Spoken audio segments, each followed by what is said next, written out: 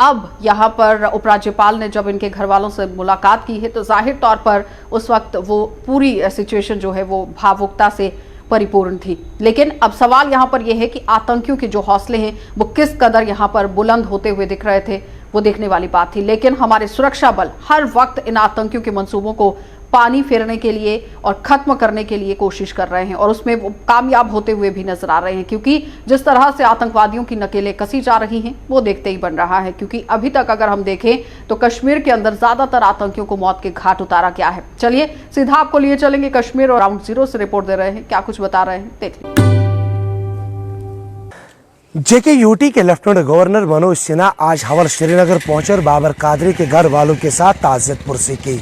हम आपको बता दें कि जम्मू कश्मीर यूटी के नामवर एडवोकेट बाबर कादरी को कुछ दिन पहले अपने घर से बाहर निकाला और उसके बाद उन पर गोलियां चलाई गई। जख्मी हालात में बाबर कादरी को अगरचे नज़दीकी अस्पताल ले जाया गया, जहां वो जख्मों की ताब न लाते हुए दम तोड़ बैठे। उस हमले के फौरन बाद अगरचे सिक्योरिटी फोर्सेज ने पूरे इलाके को घेरे में ले लिया और हमलावरों की तलाश शुरू की थी, लेकिन हमलावर उस जगह से भागने में कामयाब हुए।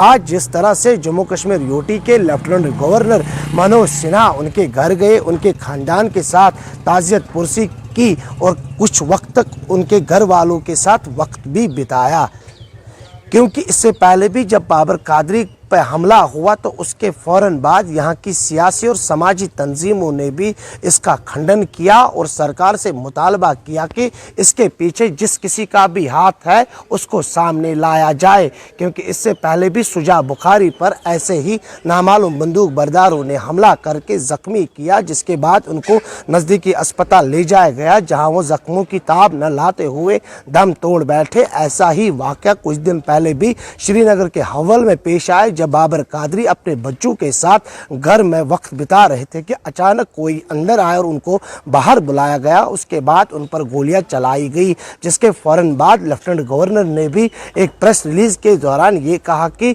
हमें काफ़ी अफसोस है, जिस तरह से ये वहशाना हरकत जिन लोगों ने भी की है उनको बख्शा नहीं जाएगा। और आज लेफ्टिनेंट गवर्नर मनोज सिन्हा अपने घर से बाहर आए और सीधे हवल श्रीनगर पहुंचे, जहां पर उन्होंने उनके घर वालों के साथ ताज़ियत पुरसी की। फिदा हुसैन, JK-24/7 अनंतनाग।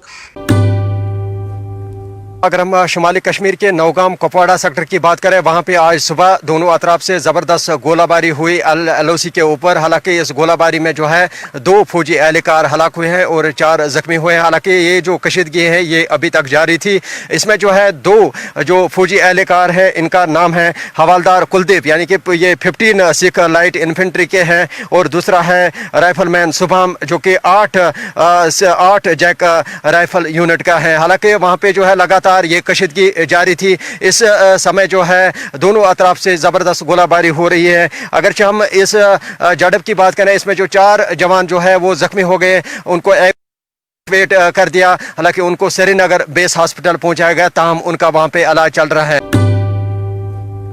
चलिए अब आपको शहर श्रीनगर ले चलते हैं और शहर श्रीनगर के अंदर ट्रांसपोर्टर्स के हवाले से भी खबरें निकलकर सामने आ रही हैं, क्योंकि गाड़ियां तो दौड़ती हुई नजर आ रही हैं, लेकिन क्या गाड़ियों के अंदर SOPs का पालन किया जा रहा है या नहीं, ये जानना बहुत जरूरी है। क्योंकि जब भी कोई भी काम यहां पर चलाने की कोशिश की गई है तो उसमें SOPs का पालन करना बहुत जरूरी है। तो जानना अहम है कि क्या ट्रांसपोर्टर्स की जब गाड़ियां चलाई गई हैं तो सवारियां किस तरह से SOPs का पालन कर रही हैं। देखिए इरफान फाजिल की ये रिपोर्ट। लॉकडाउन अनलॉक का फेज 5 और फेज 5 को लेकर कई सारी गाइडलाइंस और गाइडलाइंस को लेकर 21 तारीख के बाद अब ये भी खबर है कि स्कूल और ट्यूशंस को भी खोलने की चाहत है, और साथ ही साथ उसमें कई सारे जी हाँ गाइडलाइंस को भी फॉलो करना होगा। ज़मीनी सतह पर अगर हम बात करें तो इस वक्त हम बड़गाम के चौक में मौजूद हैं, और बड़गाम चौक के साथ साथ यही सूरत हाल दिखाई दे रहे हैं कि लोग SOP को शायद भूल चुके हैं। ट्रैफिक के साथ साथ अगर बात करें सूमो या तवेरा गाड़ियां या लोकल ट्रांसपोर्ट, सोशल डिस्टेंसिंग की धज्जियां भी उड़ाई जा रही है, दूर दूर तक मास्क भी नहीं पहन रहे हैं। तो आखिरकार ज़मीनी सतह पर हम कह सकते हैं कि बहुत ज़्यादा लापरवाही। सरकार आए रोज़ बड़े बड़े दावे बुलंद करती है, हुक्मनामा भी जारी करती है, मगर लोग टस से मस हो चुके हैं। शायद वो भूल चुके हैं कि कोरोना अभी जिंदा है। With video journalist Abid Qadir के साथ सईद इरफान फाजिल, गुलिस्तान न्यूज़, JK-24/7 कश्मीर। आपने देखा कि इरफान फाजिल का क्या कुछ कहना था, किस तरह से वो बताते हुए नजर आ रहे हैं कि एसओपीज का पालन बिल्कुल भी होता हुआ नजर नहीं आ रहा है। जो सवारियां बसों के अंदर, गाड़ियों के अंदर बैठ रही हैं, वो मास्क नहीं पहन रही हैं, सोशल डिस्टेंस का पालन बिल्कुल भी होता हुआ नजर नहीं आ रहा है, जो एक चिंता का विषय बना हुआ है। लेकिन आपको ये भी बताते चलें कि जब गाइडलाइंस यहाँ पर दी जाती हैं तो 50% सवारियों के साथ ही आपको गाड़ियों को चलाना है, लेकिन सोशल डिस्टेंसिंग की लगातार धज्जियां उड़ती हुई दिख रही हैं, मास्क नहीं पहने जा रहे हैं। तो इस पर प्रशासन को भी संज्ञान लेने की जरूरत है और सबसे अहम संज्ञान उन लोगों को लेने की जरूरत है जो लोग गाड़ियों में चढ़ते हैं, यानी कि जो सवारियां हैं उन्हें अपना ख्याल रखना बहुत जरूरी है।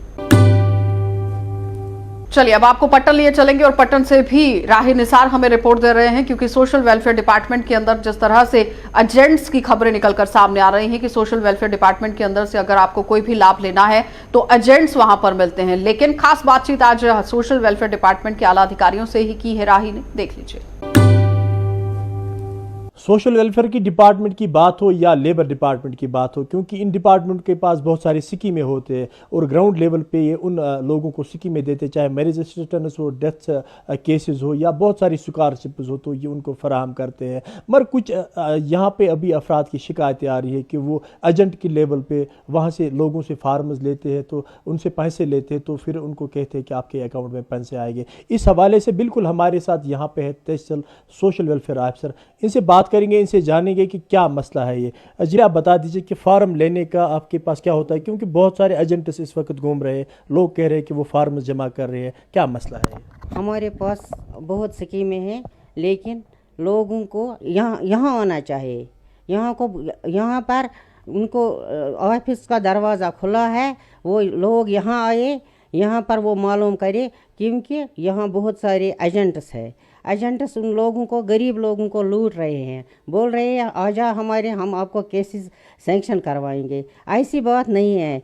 हर एक शख्स को चाहे वो इस दफ्तर में आए, सोशल वेलफेयर दफ्तर में पटन, नहीं कि इधर कोई एजेंट वो एजेंटों के पास जाएंगे, वो उनसे पैसे ले रहे हैं। उनको चाहिए कि वो डायरेक्ट हमारे ऑफिस में आए और यहाँ हर एक स्कीम के बारे में मालूम करे। वही मैडम मुझे बता दीजिए कि जो कोविड का यहाँ पे सिलसिला चला, तकरीबन 4-5 महीने हो गए, तो जो हमारी स्कीम है, यानी कि जिन बेनिफिशरीज को हम यहाँ से पैसे डाल रहे, उनके अकाउंट में जाते हैं बाज़ाब्ता? तो वो उनके अकाउंटों में जाते हैं ऑनलाइन, उनको कहीं पर जाने की ज़रूरत नहीं है, क्योंकि पैसा उनको ऑनलाइन आता है। इस वक्त ऑनलाइन सिस्टम है, उन लोगों को नहीं पता है कि ये ऑनलाइन सिस्टम क्या है। वो सिर्फ यहाँ पर फॉर्म भरे, फॉर्मेलिटी पूरा करे, उनको खुद ब खुद ऑनलाइन पैसा बैंक में जाता है। अगर अभी तक की हम बात करें मैडम कि कितने यहाँ से हम पैसे छोड़ते, खास तौर पे कौन कौन सी स्कीम है इस वक्त? कोविड स्कीम, कोविड दौर में हमें जहाँ से कोविड हुआ है, तब से हमने 4,500 केसेस किए, सैंक्शन किए, और 41 लाख रुपया हम एक महीने को छोड़ते हैं उनको। और पीसीपी फिजिकली चैलेंज्ड पर्सन है, विडो है, जो भी कोई है वो यहाँ आए। यहाँ ओल्ड एज है बूढ़ों के लिए, पीसीपी है फिजिकली चैलेंज्ड पर्सन, जो डिसेबल है, जो नौजवान है, विडो है जिसका खामद नहीं है, मर गया है, उसके लिए है विडो पेंशन। वो यहाँ आए, यहाँ फार्म भरे, नहीं कि किसी एजेंट के पास जाए। अच्छा मैडम मुझे आप ये बता दीजिए कि लास्ट में आप लोगों के लिए क्या मैसेज देना चाहोगे? मैं लोगों के लिए यही मैसेज देना चाहती हूँ कि लोग डायरेक्ट हमारे ऑफिस में आए। हमारा ऑफिस पटन में है, सोशल वेलफेयर दफ्तर। वो सोशल वेलफेयर दफ्तर आए, वो किसी के पास मत जाइए, किसी की बात नहीं सुने, किसी एजेंट हो या कोई हो, किसी के पास नहीं जाना है, उसको डायरेक्ट हमारे ऑफिस में आना है। यहाँ से मालूमात हासिल करना है कि उनका पैसे, उनका फार्म कैसे भरना है, कहाँ से लाना है, क्या क्या फॉर्मेलिटीज़ करनी है, वो डायरेक्ट हमारे पास आए। मैं लोगों को यही मैसेज देती हूँ कि किसी के पास, किसी एजेंट के पास, किसी के साथ मत राब्ता करो हमारे दफ्तर के साथ। तो बिल्कुल ये हमारे साथ थे यहाँ पे सोशल तहसील वेलफेयर ऑफिसर, जिन्होंने यहाँ पे वजाहतन बता दिया कि कोई एजेंट हमारा जो ग्राउंड लेवल पे नहीं जाता है, या किसी एजेंट के पास आपको जाने की ज़रूरत नहीं है, बल्कि आप लोगों को सीधे यहाँ ऑफिस आने की ज़रूरत है। तो आपने देखा कि क्या कुछ कहना था यहाँ पर आला अधिकारियों का। वो साफ तौर पर कहते हुए नजर आ रहे हैं कि एजेंट से आपको बचना बहुत जरूरी है, क्योंकि जो एजेंट हैं वो लोगों को सिर्फ और सिर्फ गुमराह करने की कोशिश कर रहे हैं। क्योंकि जितनी भी स्कीम्स हैं, जो योजनाएं बनाई गई हैं सरकार की तरफ से, उसका सीधा लाभ आम जनता तक पहुंचने के लिए और पहुंचाने के लिए काम यहाँ सोशल वेलफेयर डिपार्टमेंट की तरफ से किया जा रहा है। तो आपको बिचौलियों से बचना है, एजेंट से बचना है। चलिए अब आपको बड़गाम लिए चलेंगे और बड़गाम के अंदर भी आज यहाँ पर रिंग रोड बनाने को लेकर किसानों ने प्रदर्शन किया है। यानी कि वो अपनी जमीन नहीं देने की बात कर रहे थे, लेकिन प्रशासन की तरफ से, सरकार की तरफ से उन्हें उम्दा जो दाम है वो देने की बात कही गई थी। पूरी रिपोर्ट देख लीजिए कि अशरफ हमें क्या रिपोर्ट दे रहे हैं। सर आज दोप क्या मकान बना दोक ना सुबह गो प्रॉब्लम मकान बनो क्या तेल दियो 7 लाख रेट दो क्या पर दिमो सर वन किस दमस तान प्यारान आज पत वन अगर तुम वन तुम तरी यूर लिखित दिव लगो कम अवार्ड सर ये अवार्ड सो सिर्फ 2 लाख रुपये सर वन मंगान इमदाद बीक मंगान इंसाफ मंगान बह वन पन मे जमीन 4 कनाल गसान ये रिंग रोडस तल दीन मे मरल कम 4 कनाल मे दीन पोस क्या मे पोसन जरूरत क्या मे बच्चे पात बह क्या कर तिमन। बात रिंग रोड की करते हैं। आज कुछ इलाकों से लोगों ने एक बार फिर जो है प्रोटेस्ट किया। उनका ये इल्ज़ाम है कि पहले ज़िला एडमिनिस्ट्रेशन की तरफ से हमसे ये कहा गया कि जो आप लोगों की ज़मीन है उसको 70 लाख रुपए के हिसाब से जो है फी कनाल पैसा दिया जाएगा। अब जो है कि 20 लाख रुपए के हिसाब से जो है पैसा देने की बात की जाती है। उन लोगों का ये इल्ज़ाम है कि अगर ऐसा हुआ तो हम अपनी ज़मीन यहाँ रिंग रोड को नहीं देंगे, क्योंकि जिस तरह से हमारे साथ वादे किए जा रहे हैं उन वादों की खिलाफ वर्जी आज की जा रही है। उन लोगों का ये भी इल्ज़ाम है कि पहले हमसे ये कहा गया कि जो आपकी ज़मीन है उसको 70 लाख के हिसाब से दिया जाएगा, अब 20 लाख। कहीं ना कहीं जो हमारे साथ नाइंसाफ़ी की जाए। उन लोगों का ये भी इल्ज़ाम है अगर ऐसा कुछ जिला एडमिनिस्ट्रेशन की तरफ से किया गया तो उस पर मुकम्मल जो है हमारी तरफ से जो है ज़मीन फराहम नहीं की जाएगी, क्योंकि हमारी जो ज़मीन है ये ज़रखेज़ ज़मीन है, चाहे इसमें धान उगाई जाती है या सेब के बागात हो या अखरोट के बागात हो। कहीं ना कहीं उन्होंने ये भी इल्ज़ाम लगाया कि किस तरह जो है हमारे साथ हरासमेंट की जाती है ज़िला एडमिनिस्ट्रेशन की तरफ से हरासमेंट। ये लोग काकिन मरन गरिन कलन गरिन खल इलाके से रहने वाले लोगों ने आज जिला एडमिनिस्ट्रेशन पे ये इल्ज़ाम लगाया कि किस तरह हमारे साथ धोखाधड़ी की जाती है। ऐसे पहले उनका ये भी इल्ज़ाम है कि जब निशानदी की गई उसके बाद उनसे कहा गया था कि 70 लाख रुपए के हिसाब से आपको पैसा दिया जाएगा। अब कहा जा रहा है कि 20 लाख रुपए के हिसाब से आपको पैसा दिया जाएगा। अगर ऐसा हुआ तो हम अपनी ज़मीन जो है रिंग रोड को नहीं देंगे और इसकी पूरी जिम्मेवारी जो है वो ज़िला एडमिनिस्ट्रेशन पे होगी। JK 24/7 के लिए ज़िला बड़गाम से कैमरामैन ज़हूर के साथ डार अशरफ। तो आपने देखा कि अशरफ का क्या कुछ कहना था, किस तरह से किसान यहाँ पर प्रदर्शन करते हुए नजर आ रहे हैं, क्योंकि जितने पैसे उन्हें बताए गए थे वो मुकम्मल राशि उन्हें नहीं दी जा रही है, जिसको लेकर उनमें काफी ज्यादा रोष है और अब वो अपनी जमीन देने से भी इनकार कर रहे हैं। तो प्रशासन को इस पर गौर करने की जरूरत है। चलिए अब आपको राजौरी और पुंछ लिए चलते हैं और राजौरी और पुंछ से भी आपको बताते चले कि लगातार बड़ी खबरें जो है वो निकलकर सामने आ रही थी, चाहे वो कोरोना के हवाले से खबर हो या फिर सीज फायर वॉल्यूशन को लेकर। और ज्यादातर जो सुर्खियां आजकल खबर बटोर रही है तो वो सीज फायर वॉल्यूशन है। और हर कोई जानता है कि जब भी पाकिस्तान की तरफ से सीज फायर का वॉल्यूशन किया जाता है तो वो बैट दस्तों को या फिर आतंकियों को अंदर घुसाने की फिराक में रहता है। तो आज फिर से मेंढर सेक्टर के अंदर सीज फायर का वॉल्यूशन किया गया। पूरी क्या जानकारी है, जमशेद मलिक हमें ग्राउंड से रिपोर्ट दे रहे हैं, देख लीजिए। सीमावर्ती क्षेत्र में पाकिस्तान की तरफ से लगातार सीज फायर के उल्लंघन किए जा रहे हैं, जहां पाकिस्तान की तरफ से कल मेंढर सेक्टर में मुख्तलिफ सेक्टरों में पाकिस्तान की तरफ से लगातार सीज फायर के उल्लंघन किए गए। वहीं देर शाम को पाकिस्तान की तरफ से कृष्णा घाटी सेक्टर में सीज फायर का उल्लंघन किया गया, जिसमें सेना का एक जवान जख्मी हुआ, जिसको बाद में अस्पताल लाया गया, जहां वो उस जख्मों की ताब न लाकर शहीद हो चुका है, जिसकी पहचान लास्ट नायक करनैल सिंह के बतौर हुई है। और लगातार सीमावर्ती क्षेत्र में पाकिस्तान की तरफ से सीज फायर के उल्लंघन देखने को मिल रहे हैं। हालांकि कोविड-19 के फैलने के बाद की बात करें तो लगातार कोविड-19 से जहां लोगों को अपनी जान बचानी पड़ रही है, वहीं सीमावर्ती क्षेत्र में पाकिस्तान की तरफ से लगातार किए जाने वाले सीज फायर उल्लंघन से भी लोगों को अपनी जान बचानी पड़ रही है, क्योंकि पिछले कुछ दिनों से सीमावर्ती क्षेत्र में पाकिस्तान की तरफ से लगातार सीज फायर के उल्लंघन किए जा रहे हैं, जिसमें ग्रामीणों की जमीनों के साथ साथ इनके माल मवेशी को भी काफी नुकसान पहुंच रहा है। राहुल सुदन के साथ JK 24/7 के लिए मैं जमशेद मलिक। तो आपने देखा कि जमशेद का क्या कुछ कहना था, किस तरह से रिहायशी इलाकों को टारगेट करने की कोशिश करता है पाकिस्तान, लेकिन हर बार मुंह की ही खानी पड़ती है, लेकिन उसके बावजूद भी अपनी हरकतों से बाज नहीं आता हुआ दिखता पाकिस्तान। लेकिन आपको यह भी बताते चले कि हमारे जो जवान हैं, हमारे सुरक्षा बल हैं, वो लगातार डटे हुए हैं और मुंहतोड़ जवाब भी दिया जा रहा है।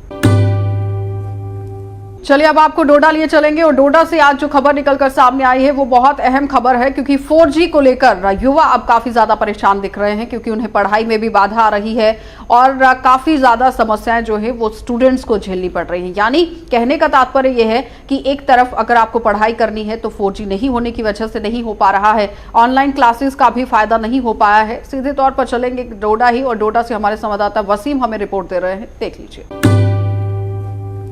5 अगस्त को 370 को हटा दिया गया था और उसके बाद ही 4G की सर्विस को भी बंद कर दिया गया था, और आज तक 1 साल 2 महीने हो चुके हैं और बिज़नेस सेक्टर जो है, बिज़नेस तबका जो है, काफ़ी तरह की प्रॉब्लम झेलनी पड़ रही है इंटरनेट ना चलने की वजह से। और सबसे ज़्यादा जो परेशानी है वो स्टूडेंट्स को आ रही है पढ़ाई में। मेरे साथ कुछ स्टूडेंट्स भी हैं बात करने के लिए, इनसे हम जानेंगे कि किस तरह की परेशानी इनको आ रही है। 370 आर्टिकल को यहाँ से ख़त्म कर दिया गया और उसी के बाद यहाँ से 4G सर्विसेज को भी ख़त्म कर दिया गया। फ़िलहाल तो अब 1 साल और 2 महीने बीत चुके हैं, लेकिन अभी तक 4G का नामो निशान नहीं है।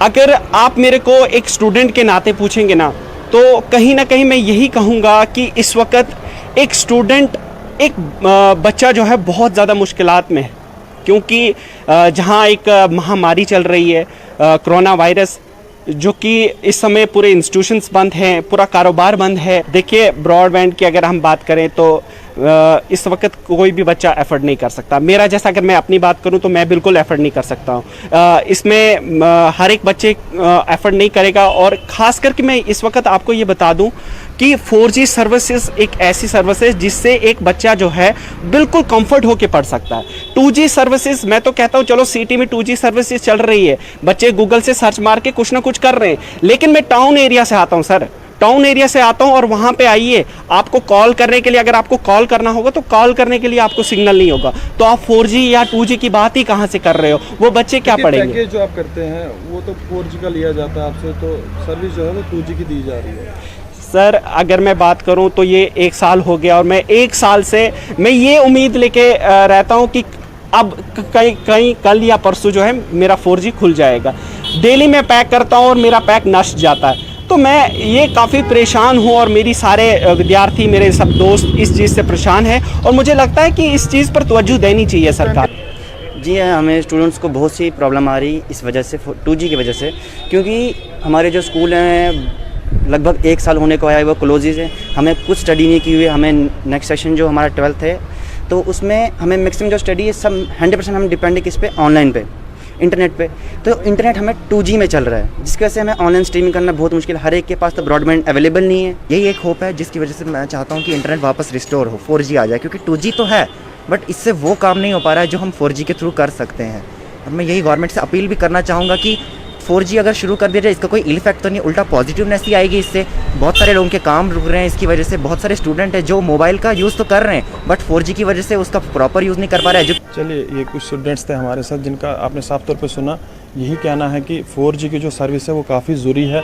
कुछ टाइम के बाद पेपर्स भी आ रहे हैं, और काफ़ी सारे बच्चे ऐसे भी हैं जो ब्रॉडबैंड जो एफोर्ड नहीं कर पाते हैं, जो ब्रॉडबैंड नहीं ले पाते हैं, जिनके ख़ानदान जो है, जिनके पेरेंट्स जो हैं वो थोड़ा नीचे तबके में हैं। तो कहीं ना कहीं सरकार को इन बच्चों पे ही ध्यान देना चाहिए। जो पढ़ाई इनकी है वो ज़ाया हो रही है। तो जुड़े रहिए गुलिस्तान न्यूज़ के साथ। वसीम कत्तू, डोडा। तो आपने देखा कि वसीम का क्या कुछ कहना था, किस तरह से वो बातचीत करते हुए नजर आ रहे हैं युवाओं के साथ, क्योंकि सारा कारोबार जो है वो 4G पर यहाँ निर्भर कर रहा है। यानी अगर हम ये देखें कि बिजनेसमैन अपना काम कर रहे हैं तो वो 4G नहीं होने की वजह से खामियाजा भुगतते हुए नजर आ रहे हैं। और उसके साथ ही साथ अगर हम युवाओं को लेकर बात करें तो युवाओं का भी ज्यादातर काम जो है वो 4G पर ही होता है, क्योंकि अगर उन्हें कोई पढ़ाई पढ़नी है या फिर कोई फॉर्म फिल करना है नौकरियों को लेकर, तब भी उन्हें 4G यहाँ पर चाहिए। लेकिन अगर हम छोटे बच्चों की बात करें जिन्हें ऑनलाइन क्लासेस का भी लाभ नहीं मिल पाया है, तो जाहिर तौर पर ज़्यादातर जो नुकसान है वो युवाओं का हुआ है। तो इस पर प्रशासन को भी गौर करने की ज़रूरत है, क्योंकि हर कोई जानता है कि सुप्रीम कोर्ट के दायरे में ये पूरा मामला चल रहा है, लेकिन फिर भी इस पर प्रशासन को संज्ञान लेने की ज़रूरत है, क्योंकि सुप्रीम कोर्ट की तरफ से भी कहा गया था कि प्रशासन की तरफ से जो तर्क दिए जाएंगे उसी को मद्देनजर रखते हुए फैसला लिया जाएगा। तो फिलहाल प्रशासन को भी अब गौर करने की ज़रूरत है कि 4G के हवाले से जो खबरें निकलकर सामने आ रही है उसमें कितनी सच्चाई है और किस तरह से उस पर गौर करना है, ये देखने की जरूरत है। चलिए अब आपको जिला कठुआ ले चलेंगे और जिला कठुआ से भी आज पुलिस को बड़ी कामयाबी यहां पर हाथ लगती हुई नजर आ रही है, क्योंकि कुछ जो तस्करी का सामान है, नशीले पदार्थ हैं, वो बरामद किए गए हैं। क्या पूरी रिपोर्ट दे रहे हैं सरबजीत, देख लीजिए।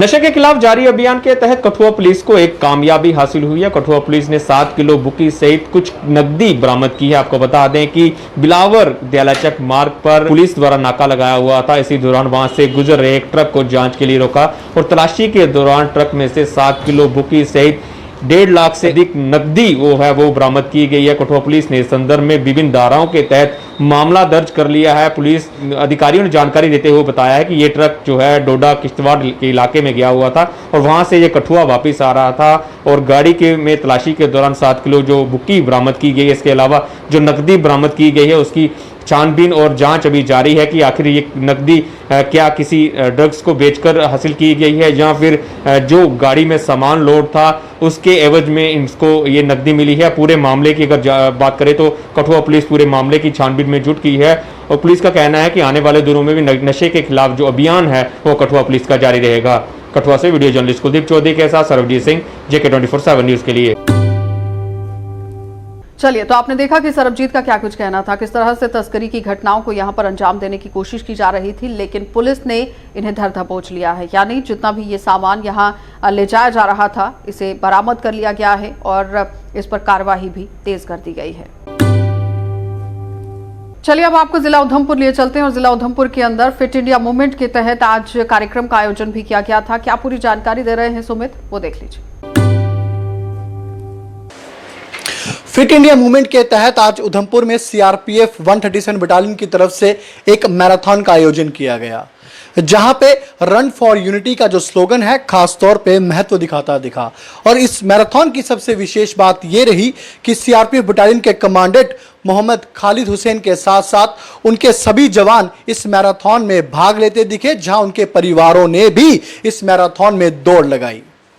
आज इस मैराथन का आयोजन लॉकडाउन के समय में किया गया है और जब सरकार व प्रशासन की तरफ से SOPs और गाइडलाइंस को दर्शाया गया है उसके बाद ही इस लॉकडाउन के चलते इस मैराथन का आयोजन किया गया है, जहां कुछ दिन पूर्व से ही जिस तरह से सभी एक्टिविटीज पर रोक लगाई गई थी, सभी कार्यक्रमों पर रोक थी, उसके बाद जिस तरह से अनलॉक का प्रसारण अब शुरू हुआ है, उसी अनलॉक के प्रसारण में आज इस मैराथन का आयोजन किया गया, जहां पे जवानों में खास तौर पे एक उत्साह और हर्षोल्लास भी दिखा।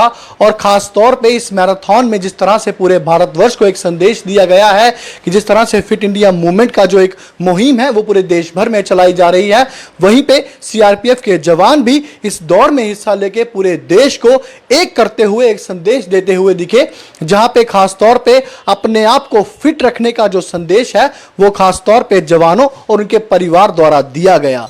और जिस तरह के आयोजन भी पूरे देश भर में होते रहने चाहिए, खास तौर पे जहां पे ये दर्शाया जा रहा था किसी तरह के आयोजनों से और मैराथन से ही ना कि देश के जिस तरह से हमारे सुरक्षा के कर्मी हैं, सुरक्षा के जवान हैं, उनका मनोबल बढ़ता है, बल्कि कहीं ना कहीं एक संदेश भी फिट रहने का पूरे भारतवर्ष को दिया जाता है, जिससे हमारा भविष्य भी संवरेगा और कहीं ना कहीं हमारे भविष्य की जो बुनियाद है वो भी कायम होगी। वीडियो जर्नलिस्ट दुबे के साथ Sumit Sharma, Gulistan news, Udhampur.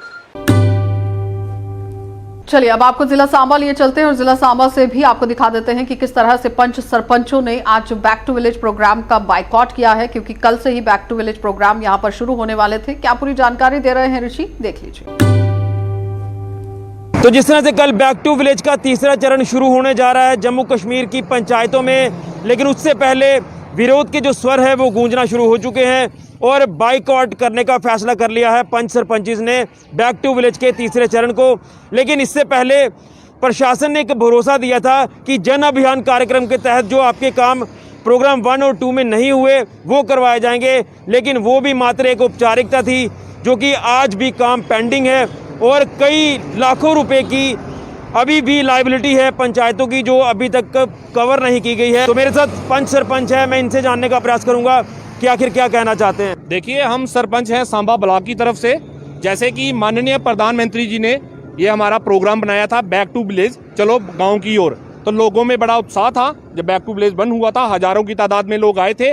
Back to village 2 में लोगों का जो गुस्सा था वो देखने को मिल गया है। और बैक टू विलेज 3 जो अब इन्होंने अनाउंस किया है उसमें लोगों ने सीधा सीधा स्पष्ट कर दिया गया है कि एक झांसे जो लोगों को दिए जा रहे थे बैक टू विलेज के नाम के ऊपर, अब वो इससे ज़्यादा बेवकूफ़ नहीं बनेंगे। लिहाजा आज हमारी पंचायतों की तरफ से डीपीओ सांबा को हमने अपना जो मेमोरेंडम है वो दे दिया है। इसी के साथ आपको बता दें, माननीय प्रधानमंत्री जी की तरफ से एक सराहनीय कार्य जो बैक टू विलेज के रूप में किया गया था, इसके ऊपर ये हमारा प्रशासन के जो कुछ हमारे डिपार्टमेंट हैं, इन्होंने कभी नहीं चाहा कि माननीय प्रधानमंत्री जी का जो सपना है पंचायतों को सशक्त बनाने का वो कामयाब हो। इसके रिलेटेड इसके मतलब हम पहले भी उच्च अधिकारियों को ये बातें बताते रहे। जम्मू तक हमने प्रोटेस्ट करके लेफ्टिनेंट गवर्नर साहब तक अपनी बात पहुंचाई कि अगर हमारे जो कार्य बचे हुए हैं उनके ऊपर गौर नहीं किया जाएगा तो हम लोग इसको बाइकाट करेंगे। का प्रयास करता हूँ, क्या कहना चाहते हैं? आपकी तरफ से भी बाइकआउट किया गया? जी सर, बाइकआउट किया गया है। क्या कहना चाहते हैं, क्या वजह निकल कर सामने आई? सर, जैसे हमारी सेंट्रल गवर्नमेंट माननीय प्रधानमंत्री द्वारा जो स्कीम चलाई गई थी, back to village 1, back to village 2 हुआ, बैक टू विलेज 3 आ गया। लेकिन जितना भी बैक टू विलेज जो बंद हुआ था और उसमें जितने भी हमारे जो काम है, जो प्लान वगैरह रखे गए थे, बने गए थे, उनको अमली जामा नहीं पहनाया गया है। लेकिन कहने का मतलब है कि बैक टू विलेज चलो गाँव की ओर, मतलब गाँव की तरक्की करनी है, लेकिन ये सिर्फ तरक्की वो कागजों पे हो रही है, असलियत में वो कुछ भी नहीं हो रहा है। पर पंच सरपंचों की साफ तौर पर वार्निंग है कि पंचायत घरों पर आपको ताला लिखेगा, कोई अधिकारी आएगा ना तो उसको पंचायतों में जाने दिया जाएगा और ना ही कोई नुमाइंदा उनके साथ खड़ा होगा। तो यहाँ से आप देख लीजिए, जो मेजॉरिटी आप यहाँ पर देख रहे हैं, तो पंच सरपंचों ने अब फाइनली ये कह दिया है कि बैक टू विलेज का तीसरा चरण अब बाइकआउट होगा और इसको लेकर मेमोरेंडम भी सौंप दिए गए हैं। चलिए अब आपको जम्मू लिए चलेंगे और जम्मू से भी दिखा देते हैं कि किस तरह से पार्षदों का गुस्सा अब साथ में आसमान पर दिख रहा है, क्योंकि अस्पतालों के अंदर सुविधाएं नहीं दी जा रही हैं लोगों को। क्योंकि ऑक्सीजन की अगर हम बात करें, वेंटिलेटर्स की यहां पर बात करें, तो मरीजों को काफी ज्यादा खामियाजा भुगतना पड़ रहा है। कई ऐसे मरीज हैं जो अपनी जान से भी हाथ धो बैठे हैं और अब पार्षदों का भी गुस्सा जो है वो थमने का नाम नहीं ले रहा है। आज उन्होंने राजभवन को घेरने की कोशिश की है, लेकिन आप साफ तस्वीरों में देखिए कि किस तरह से पुलिस बल यहां पर तैनात किया गया था और इन्हें रोकने की कोशिश की गई। जाहिर तौर पर काफी दिनों से ये सुर्खियां बटोर रही है खबर कि अस्पताल के अंदर गवर्नमेंट मेडिकल कॉलेज की अगर हम बात करें, सिटी हॉस्पिटल की यहां पर बात करें, तो मूलभूत सुविधाओं से यहां पेशेंट जो है वो वंचित दिख रहे हैं। तीमारदारों की तरफ से भी आरोप जो है वो लग रहे थे, लेकिन प्रशासन की तरफ से पल्ला झाड़ दिया जा रहा था। लेकिन आज आपने देखा कि पार्षदों के अंदर किस तरह से गुस्सा जो है वो देखा जा रहा है। काफी ज्यादा रोष पार्षद यहां दिखाते हुए नजर आ रहे हैं। क्या कुछ इनका कहना है वो भी देख लीजिए। आज कोरोना वायरस महामारी की वजह से लोगों को परेशानियां आ रही हैं। आज गवर्नमेंट हम इस चीज़ के लिए कोई कुछ भी नहीं कर पा रहा है, क्योंकि ऑक्सीजन की इतनी कमी है, उस वजह से लोगों को बहुत ज़्यादा परेशानियां आ रही हैं। अगर कोई बीमार होता तो वो वैसे ही इतना डर जाता कि अगर मैं हॉस्पिटल तक पहुँच जाऊँ तो वहाँ पर जाने से पहले ही इतना ज़्यादा डर जाता है कि वहाँ पर जाके पता नहीं क्या होगा। तो इसलिए मैं एडमिनिस्ट्रेशन से ये अपील करती हूँ कि लोगों की सहूलत के लिए कदम उठाया जाए।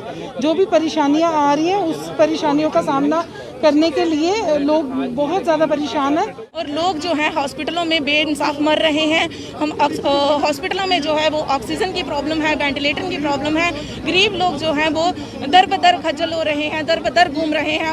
उनको हॉस्पिटल में जो है वो प्रॉपर इलाज नहीं करवाया जा रहा है। हमारे जो मंत्री हैं वो जाके हमारे नारायणा में हॉस्पिटल में वहाँ पे ट्रीटमेंट करवाते हैं। हमारे गरीब जो लोग हैं वो हॉस्पिटलों में जो हैं वो मर रहे हैं, उनका इलाज नहीं हो रहा। सबसे बड़ी बात यहाँ ये है कि पूरे देश में ही ये महामारी फैली हुई है। स्वास्थ्य विभाग